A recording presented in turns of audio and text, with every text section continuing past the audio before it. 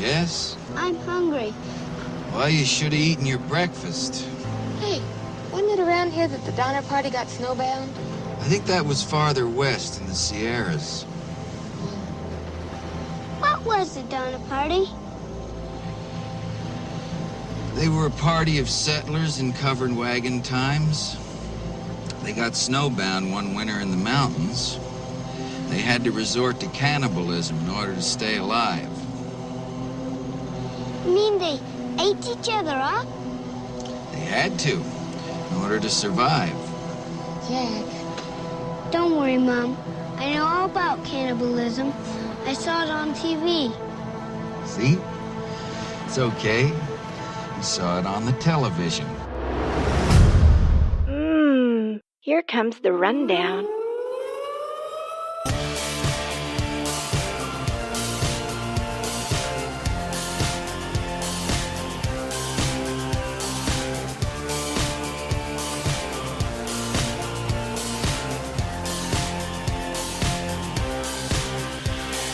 Welcome to the Success 101 podcast. This is your host, Jarrod Warren.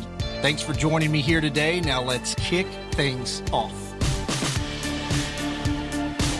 And we are back. The rundown. Episode number 9. Number 9. First off, I've got a few fast facts for you. The audience loved that Fast last time, facts. by the way. Did they?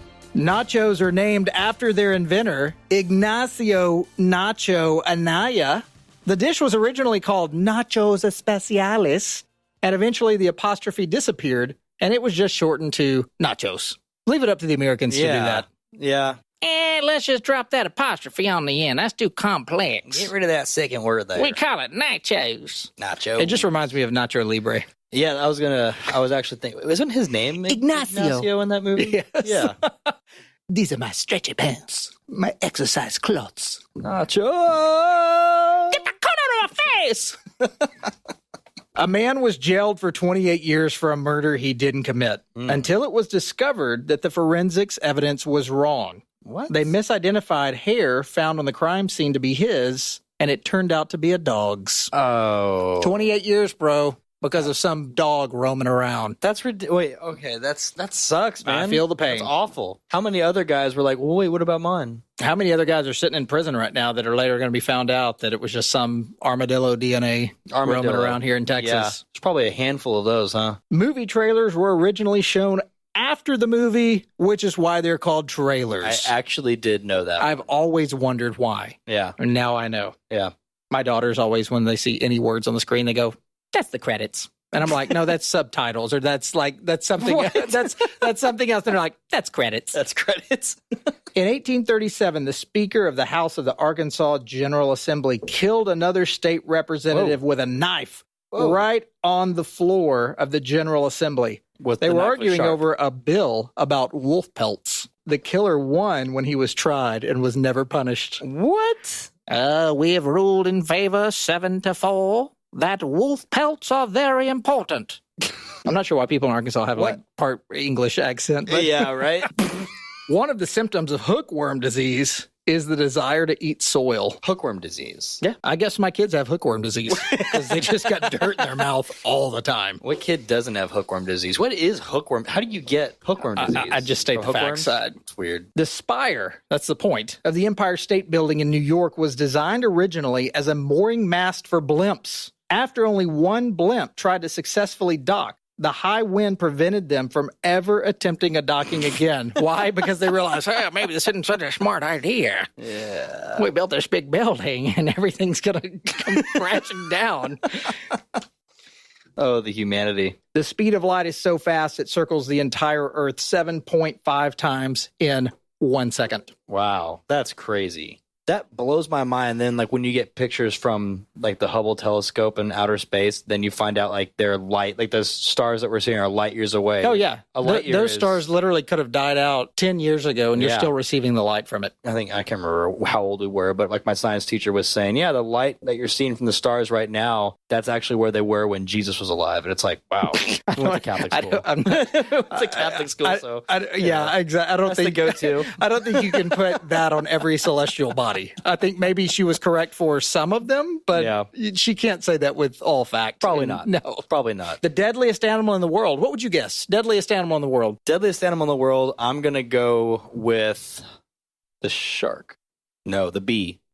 Close. Deadliest animal in the world is a mosquito. It kills 1.5 times more creatures than human beings, 14.5 times more than snakes, and 72,000 times more than sharks. I'm really glad I changed my answer. 25% of people with tattoos regret the decision, averaging to about 7.5 million Americans. Wow. How long after they got the tattoo do they regret? Once they wake up from the hangover.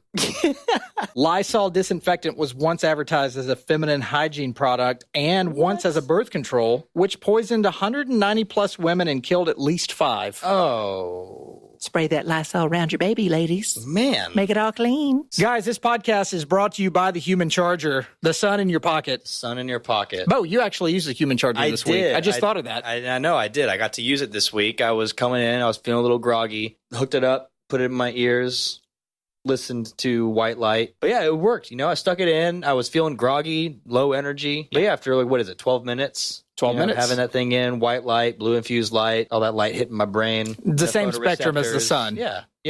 So guys, my team's made this super easy for you. If you want to do your research, head to success101podcast.com/human charger. Grab 20% off of this amazing device that we talk about all the time by entering Success 101 in the checkout section, and you'll be able to snag your own, helping you pound less caffeine, helping you sleep better at night. Even use as a pre-workout, a lot of people report in. Success101podcast.com/human charger. Enter Success 101 in the checkout section. Go grab your own. Awesome. Yeah, it was great. Y'all should try it.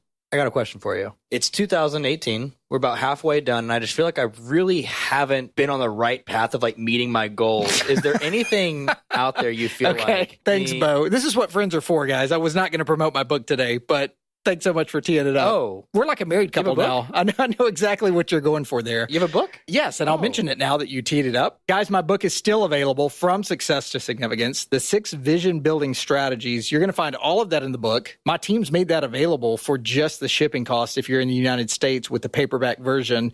Head to success101podcast.com/book. And at checkout, enter Success 101. If you're in the U.S., you'll get the paperback for just the shipping cost. If you're international outside the U.S., select the ebook reader for about the same cost. You'll have an instant download on that. Wow. Thank you for solving my problems.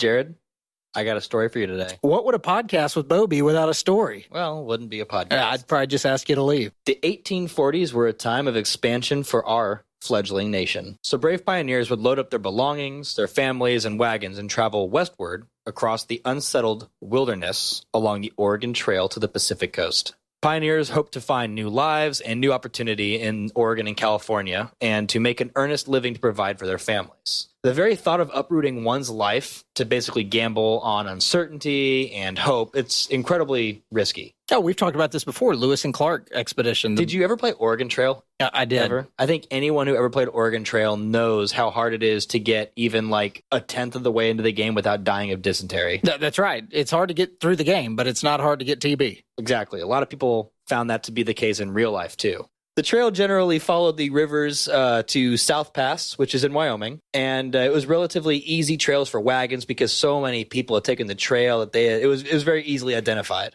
And once they got into Wyoming to South Pass, they could then choose different routes based on if they're going to Oregon or if they were going to California. Wonder how they made that decision. I probably will be willing to bet they just had that, kind of decided before they got to that point. It's not like they drew straws. Well, I guess we're going to Oregon. I think people back then just went west and the trail turned this way and that, and they realized, hey, we're 300 miles south of where we thought we'd be. I guess we're going to California. Another factor in the treacherous trip was always weather. The window of opportunity where people were trying to get from Independence to California, it was so small that if pioneers wanted to avoid muddy conditions, they needed to leave in late spring because the rain would turn the grass into mud. There wouldn't be enough rain to let grass grow so their oxen could feed. But then if they left too late, they're looking at snowfalls hitting as early as September. Man, I'm just so thankful we're born in the time we are today. Right? But the thing is, they didn't know any different. They thought they were living in the best times it's ever been. Yeah. In 1842, the book The Emigrant's Guide to Oregon and California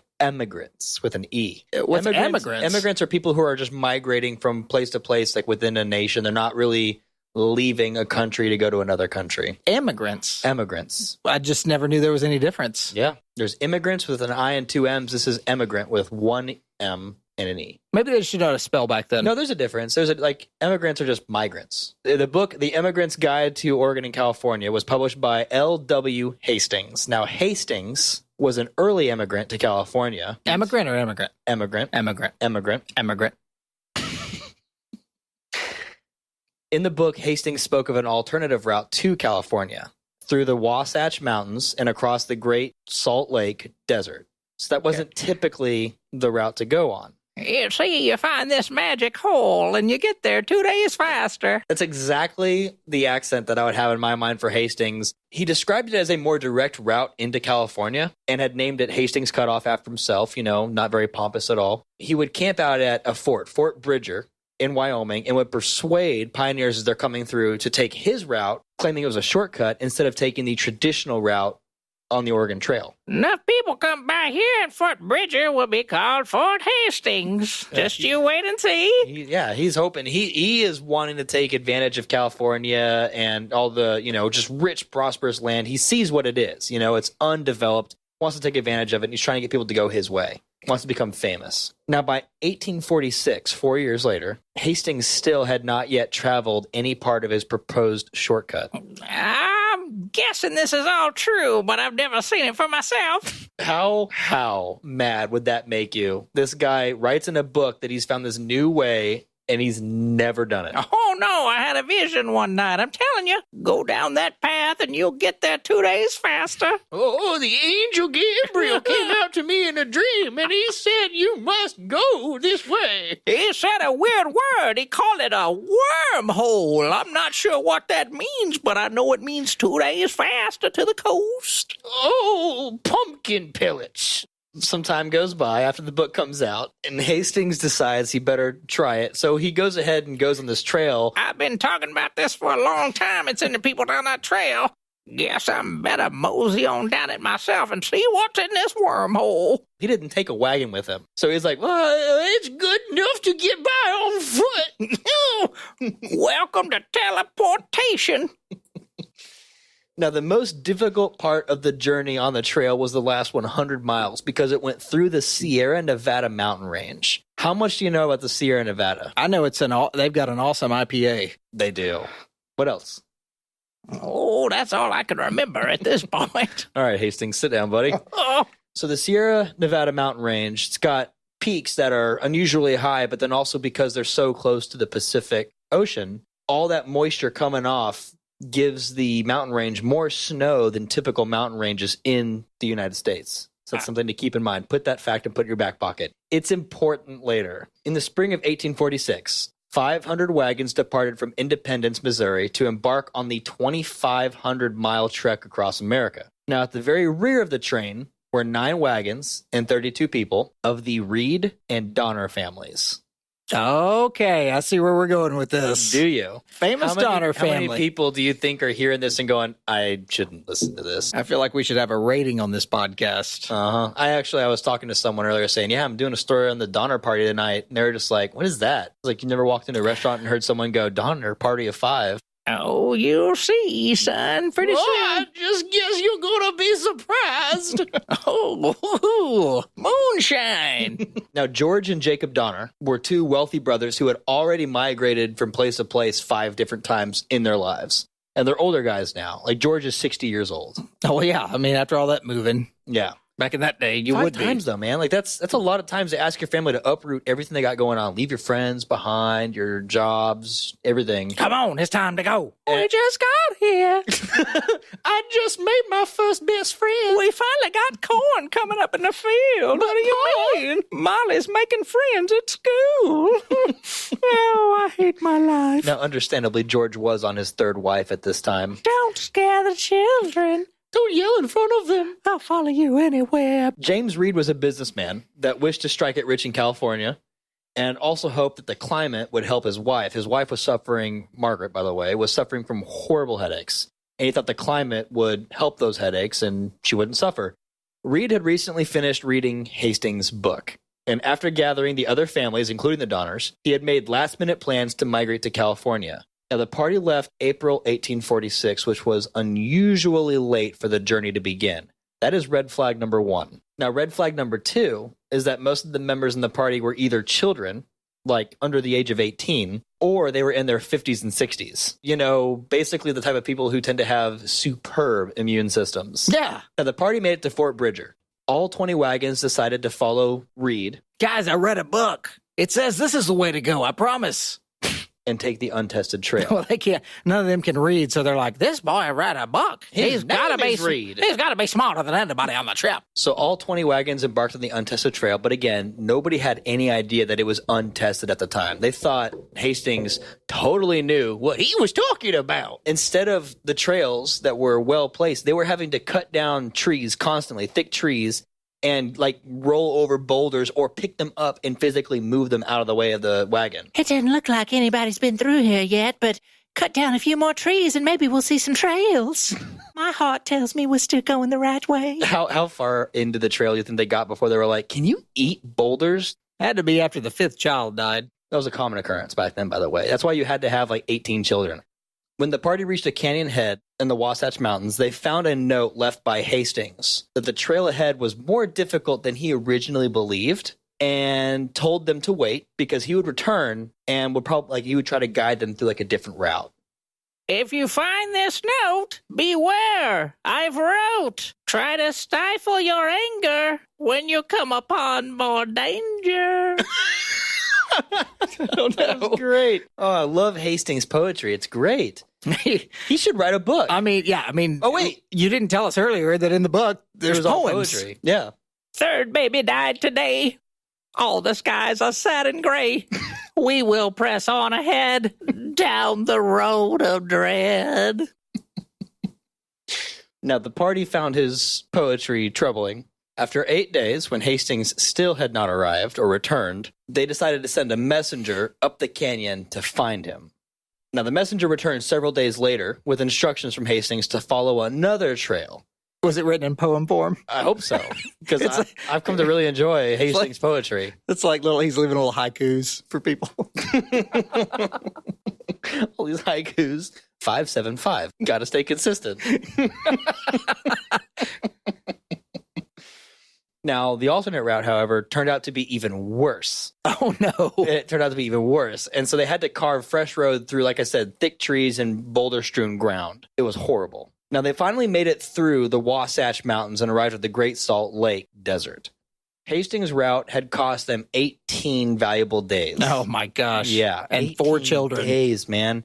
And 4 children. Now, unfortunately, their difficulties were only beginning. They get to the desert, and they come across another torn and tattered letter from Hastings, hopefully also in verse. Now, the pieces indicated that there were 2 days and nights of difficult travel ahead without grass or water. So their oxen don't have anything to eat, or any of their livestock for that matter. They got oxen, they got mules, they got horses, cattle, not a whole lot to eat ahead, no grass, and no water. After 36 hours, they set to climb this mountain that was 1,000 feet high. When they get to the top, they look out, and they see this barren, dry, perfectly flat plain covered in white salt, larger than the one that they had just seen. Quote, one of the most inhospitable places on Earth. It was hell on Earth. It was hell on Earth, man. Danger lays ahead. Better store up your grains and bread. Everything's about to get worse. Welcome to your hell on Earth. Dude, I want to subscribe to Hastings' poetry. The Hastings monologues. That crazy prospector coming up with rhymes. This prospector, he keeps writing in them rhymes. Why can't he just say it in English? Is it safe or is it not up ahead? If only more of us could read, we'd know what everyone's laughing about. What's he saying over there? What's they keeping from us? The party pressed onwards, having no alternative. So in the heat of the day, the moisture underneath the salt crust, it would rise to the surface, and it turned all that soil into just gummy mass. And their wagon wheels would get stuck into it, making the oxen that were already incredibly fatigued even more tired. Now, the days were blisteringly hot, and the nights were incredibly cold. Several of the group saw visions of lakes and other wagon trains, and they were thinking like, oh, we caught up to Hastings and the other wagons, and they were all mirages. So they're just getting tortured. Okay, maybe we could start worrying. How much food do we have left, guys? We're running low. I think I'm starting to have some hallucinations, guys. Only 3 days have passed and they're already going nuts. Some of the party removed their oxen from the wagons to press ahead and find more. Others basically just left the wagons behind with the oxen still attached because they were too tired to go ahead, even if they were released. For safety, you should travel in teams, but beware of the hallucinations and dreams. Press through the miry muck. Boy, doesn't this trip just suck? So none of the party had any remaining faith at all. This trail sucks. The only thing that's keeping them alive is his poetry. That's right. That's right. So I wonder what that next letter says. They spent several days trying to recover cattle, retrieve the wagons left behind in the desert, and transfer their food and supplies to other wagons. Okay, so they're like real upset, real mad at Reed for, first of all, convincing them all to go on this trail, but then also Hastings, who clearly has no clue what the heck he's talking about. Now, they finally make it to the Sierra Nevada range, but the problem is it's super late in the season. Like, we're coming across like October, November, and snowfall starts in September. Only 100 miles remain between them and their destination. So they're kind of in the home stretch. Might as well push through it, right? But before they had a chance to drive their wagons to the mountains, an early blizzard blanketed the Sierra in several feet of snow. Mountain passes that were available and open just a day before were completely transformed into icy roadblocks just covered in snow where no one could get through. They just need to put chains on the wagon wheels. Oh, yeah. Why didn't they have chains? So the mountain passes being completely covered forced them to retreat back to nearby Truckee Lake, where they would wait out the winter in tents and cabins. Retreat back to Truckee Lake. Truckee Lake is a horrible name. You can make it.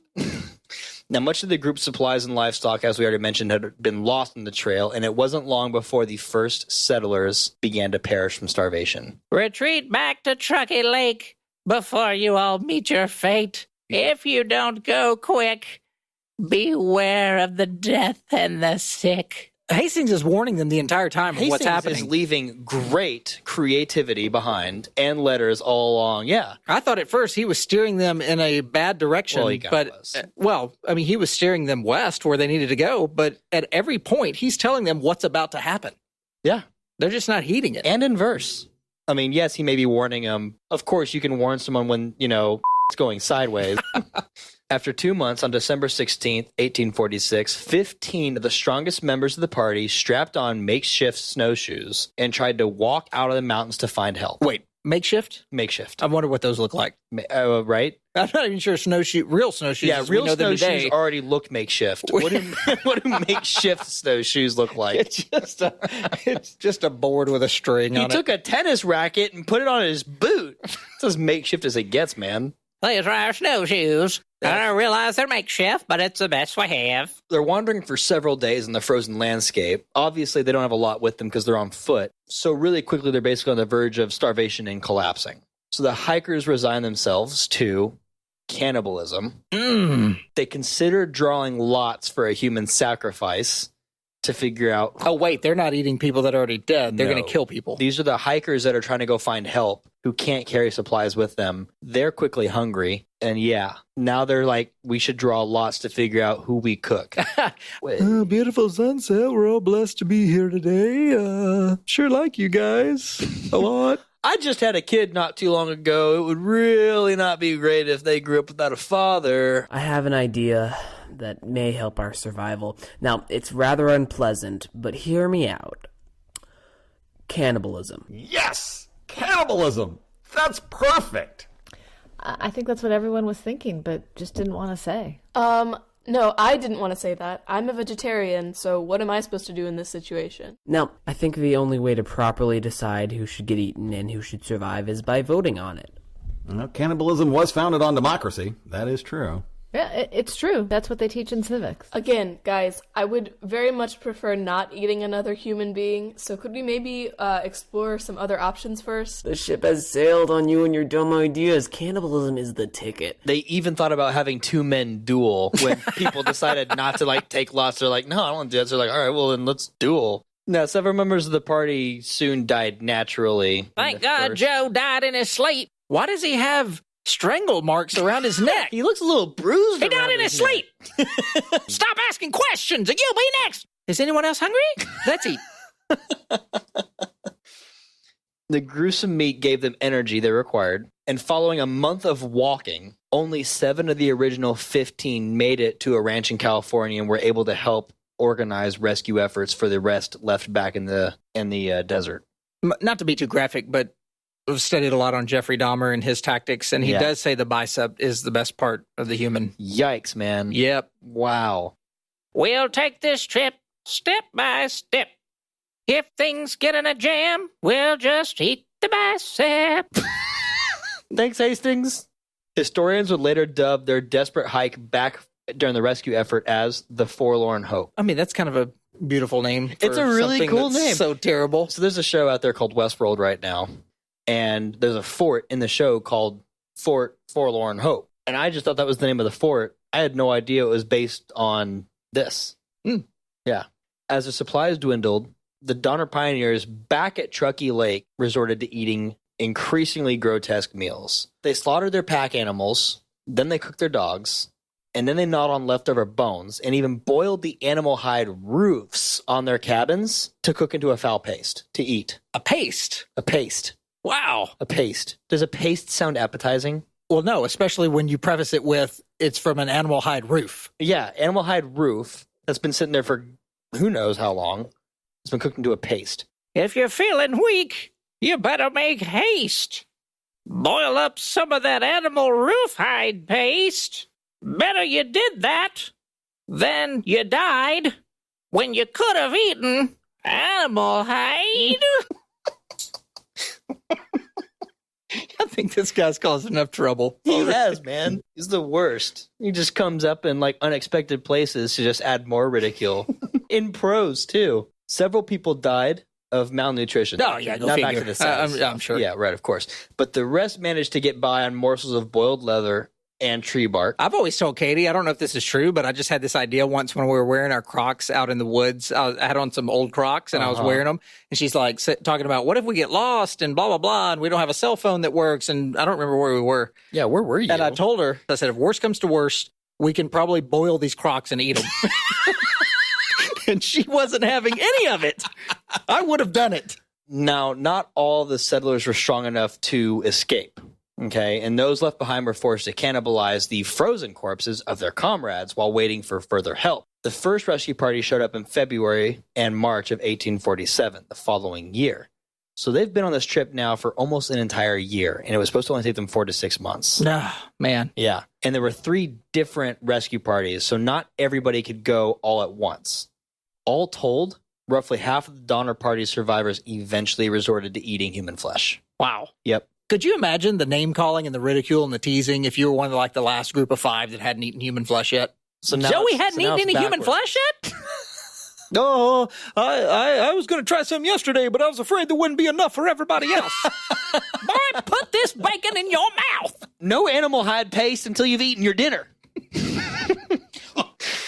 The first relief parties reached the settlers in February of 1847. But since pack animals were unable to navigate the deep snowdrifts, they only brought whatever food and supplies they could carry on themselves. Because they had eaten all the pack animals. They had eaten all the pack animals.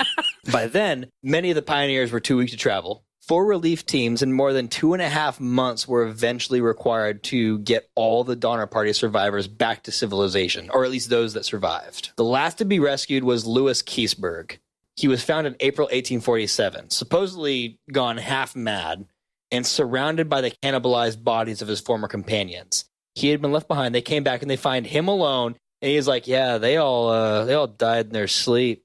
And they're like, dude, there's human flesh here cooking in pots. Dude. And he's like, no, it's not me. Hey, boy, I knew you from before. Why have you put on 20 pounds?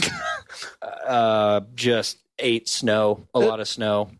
Keseberg was later accused of having murdered the other people to use as food, but the charges were never able to be proven. Now, a couple of other parties were convinced that he killed them, so they threatened to kill him if they ever ran into him again. Man, what a terrible time. So perhaps the most famous Donner Party saviors was John Stark. He was a big California settler who took part in the third party relief, so the third and final one.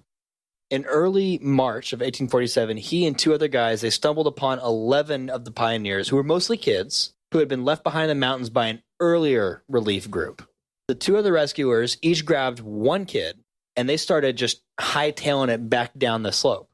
But Stark was like, no, there's more people here. He was unwilling to leave anyone behind, and so instead, he rallied all the adults that were there, and then gathered the rest of the kids and began guiding the group single-handedly by himself down the mountain. Most of the kids were way too weak to walk, so he's carrying two of them at a time, picking them up, walking a few yards, putting them down. Walking back, picking two more up, walking the few yards, putting them down. Wow. And he's doing this over and over and over again. Until finally he gets everybody down the mountain, led all 9 of those kids to safety. When things get to the end, you better grab a kid. For if you don't, you'd wish you did. Better grab a small child to carry. People might get eaten when others get wary.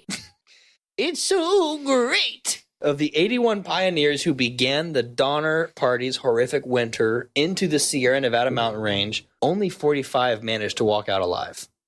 George and Jacob Donner, the two brothers, both of their wives, and 4 of their children all perished. Those 5 times migrating, that last one was just the killer. Literally. Yeah, literally. Yeah. I just imagine them back once they're all back, like safe and sound at home, and they're laying in bed at night, husband and wife, after this ordeal, like years later. He's like moving all around in the bed, and she's like, "Why can't you go to sleep?" And he goes, "I don't know. I'm just getting hungry." And she's like, "Stop it. You're scaring me." That feeling never goes away. Oh, man. What a story. What a story. Isn't that crazy? I mean, you can go and you can see the cabins that they stayed in. Those are monuments now. They have a statue out there where the statue's like 22 feet high, and the top of the statue it's as high as the snow was that winter. It just shows an old pioneer chewing on what looks like a chicken bone. Oh, God. You got to stay true to history. Man. Facts don't care about your feelings, Beau. So next time you're at a restaurant, you hear someone go, "Oh, Donner Party of 6." It's a joke. It's where it comes from. But that's where it comes from. I was telling someone that earlier, and they're like, "Oh, I've heard that. I never knew that's where it came from." This is it. Guys, if you'd like to connect directly with us, please shoot us an email to info@success101podcast.com, or you can catch us in the world of social media on the Success 101 Podcast Facebook community page, on Instagram under the name @Success101 Podcast, or on Twitter under the name Warren Jarrod. And guys, for me, Instagram, Beau_Coleman, and on Twitter @Beaudacious2691. We'll catch you guys on the next awesome episode of The Rundown.